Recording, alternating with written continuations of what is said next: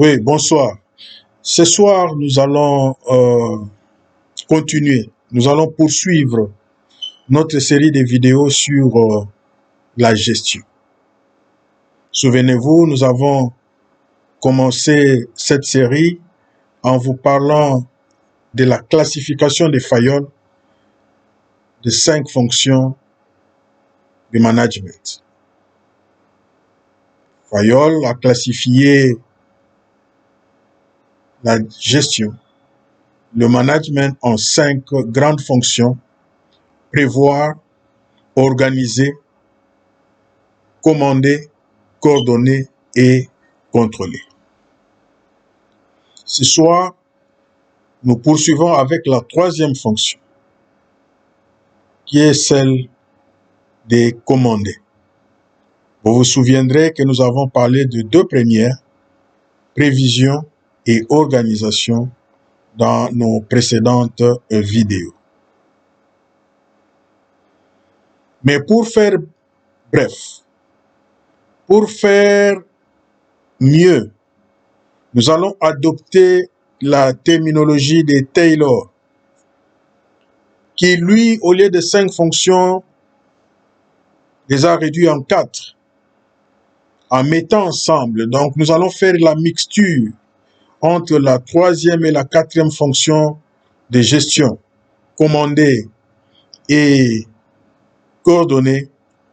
Nous allons mettre les 2 fonctions en une seule pour parler comme Taylor de la fonction décider.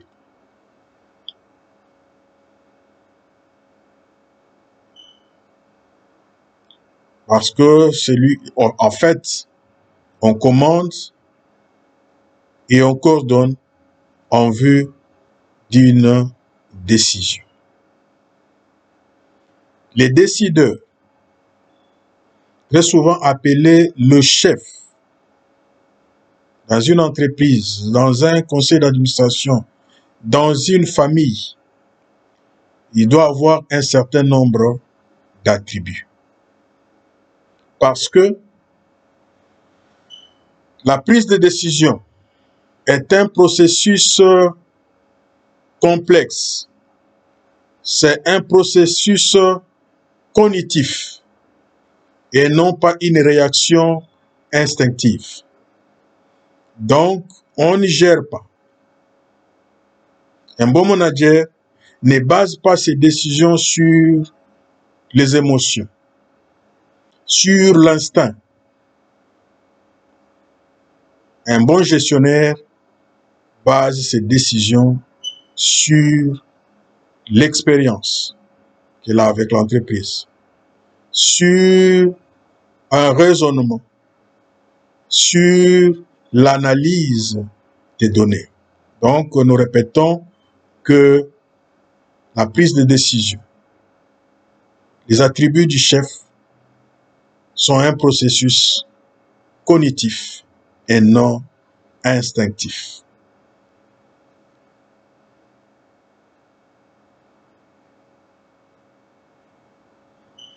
Donc, le chef doit se donner un certain nombre de critères qui vont guider son choix. Mais nous allons d'abord rappeler que dans toutes les structures, on doit respecter le principe de l'unité du commandement,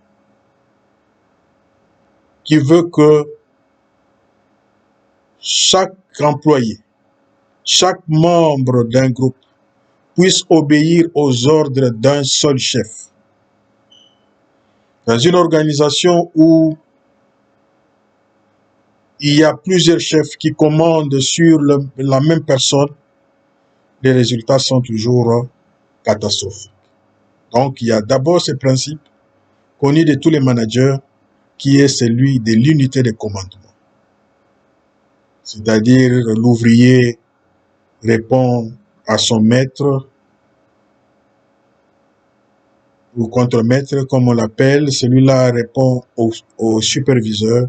On ne peut pas obtenir les ordres. Le superviseur ne peut pas sauter les contre-maîtres pour aller donner directement des instructions à l'ouvrier.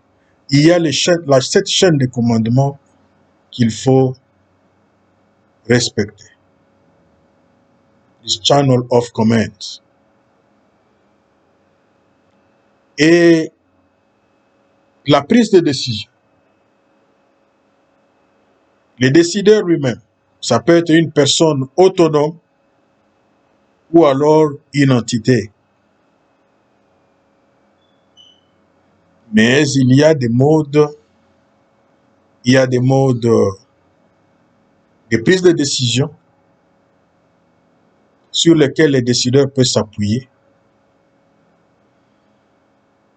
Parmi les modes de prise de décision, nous pouvons retenir des décisions autoritaires, c'est-à-dire un seul individu décide au nom de l'ensemble, au nom de l'entité, au nom de l'entreprise. Il n'y a qu'un seul individu. Sur base de son expérience, sur base de ses convictions, il prend la décision pour l'ensemble. Ça, c'est aussi un mode de gérer. Mais il y a aussi des décisions, mode de décision majoritaire. C'est-à-dire les groupes les plus nombreux décident au nom de l'ensemble. Il y a ces modes de décision minoritaires où un petit groupe, un sous-groupe, une minorité décide au nom de l'ensemble. Il y a des décisions obtenues par compromis, c'est-à-dire les petits groupes, les groupes minoritaires et les groupes majoritaires se mettent d'accord sur une décision après une analyse approfondie de la situation. Ils étudient les oppositions et les accords et ils se mettent d'accord sur ce qu'il faut faire. Il y a des décisions consensuelles,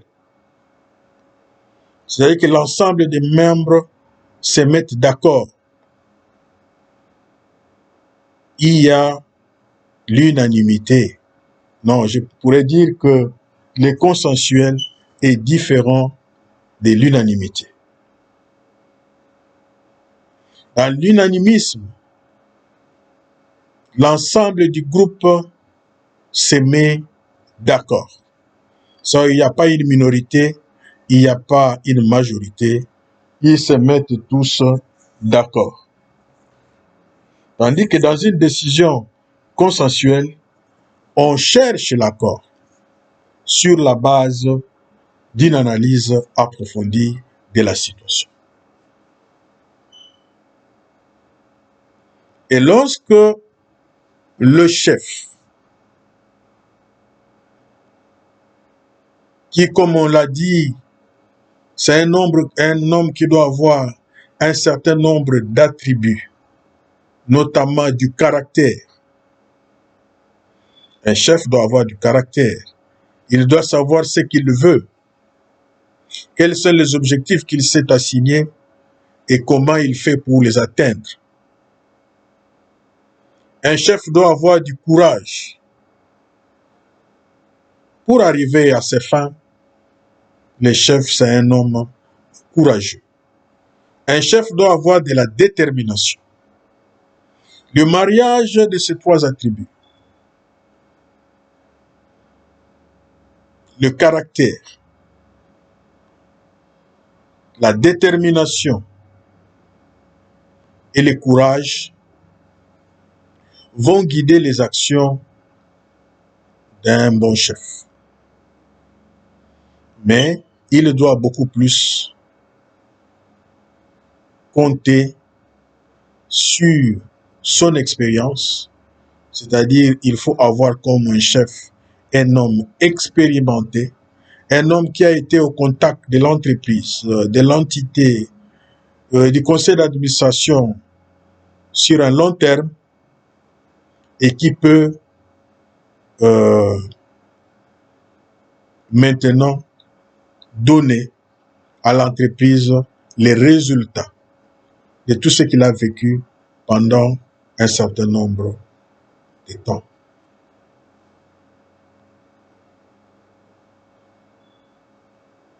Donc, la fonction commander, la fonction coordonner, associée à la fonction organiser et à la fonction prévoir, vont aider au développement de l'entreprise.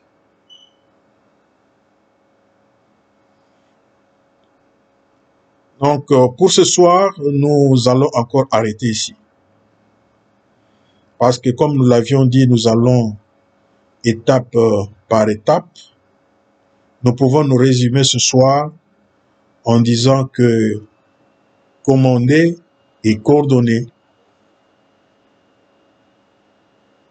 amènent à la décision. Et les décideurs, nous l'appelons souvent dans nos entreprises le chef, les superviseurs, les managers.